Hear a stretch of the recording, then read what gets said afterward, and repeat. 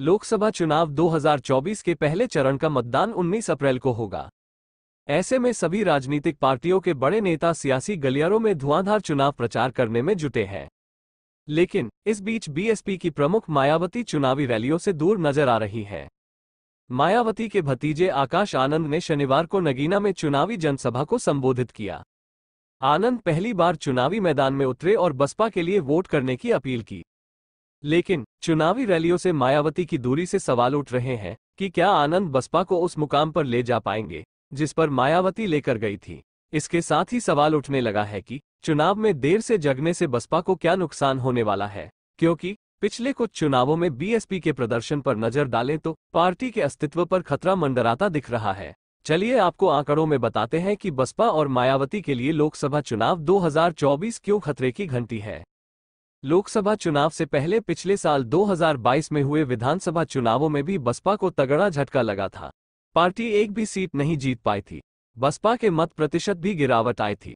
बसपा को राजस्थान में 1.82%, मध्य प्रदेश में 3.4%, छत्तीसगढ़ में 2.09%, राजस्थान में 1.82% और तेलंगाना में 1.38% वोट मिले। वहीं 2018 में इन राज्यों में बसपा को 5.01% वोट मिले थे। यूपी विधानसभा में भी 1993 के बाद सबसे खराब प्रदर्शन साल 2022 के चुनाव में था। पार्टी सिर्फ एक सीट पर ही जीत दर्ज कर पाई थी।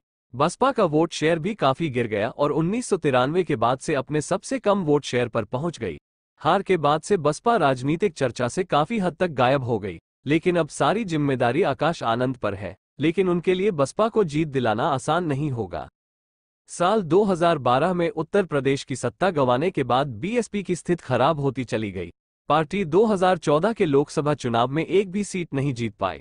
हालांकि 2019 के लोकसभा चुनाव में मायावती ने समाजवादी पार्टी के साथ गठबंधन किया और बसपा ने यूपी में 10 सीटों पर जीत दर्ज कर वापसी की। लेकिन ये गठबंधन अब टूट चुका है और बसपा की आगे की राह आसान नहीं है। विधानसभा चुनाव में ही नहीं, लोकसभा चुनाव में भी बसपा का वोट शेयर लगातार गिर रहा है।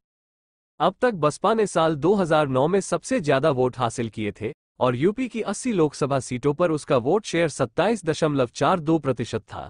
इसके बाद 2014 में गिरकर या 19.62% पर पहुंच गया। 2019 के चुनाव में बसपा ने 10 सीटों पर जीत दर्ज की, लेकिन उसका वोट शेयर 2014 के मुकाबले कम हो गया।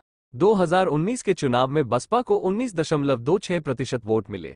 इससे पहले बसपा का वोट शेयर 2004 में 24.67%, 1999 में 22.08%, 1998 में 20.9%, 1996 में 20.61% और 1991 में 8.7% था। 2024 के लोकसभा चुनाव के लिए सभी विपक्षी दलों ने मिलकर गठबंधन बनाया है, लेकिन बसपा इस गठबंधन का हिस्सा नहीं है।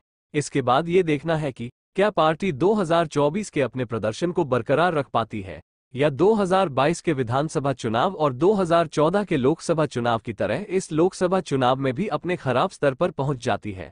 उत्तर प्रदेश जैसे बड़े राज्य में बैक टू बैक 2 चुनावों में इस तरह की हार एक गंभीर राजनीतिक दल के रूप में बीएसपी के अंत की शुरुआत हो सकती है।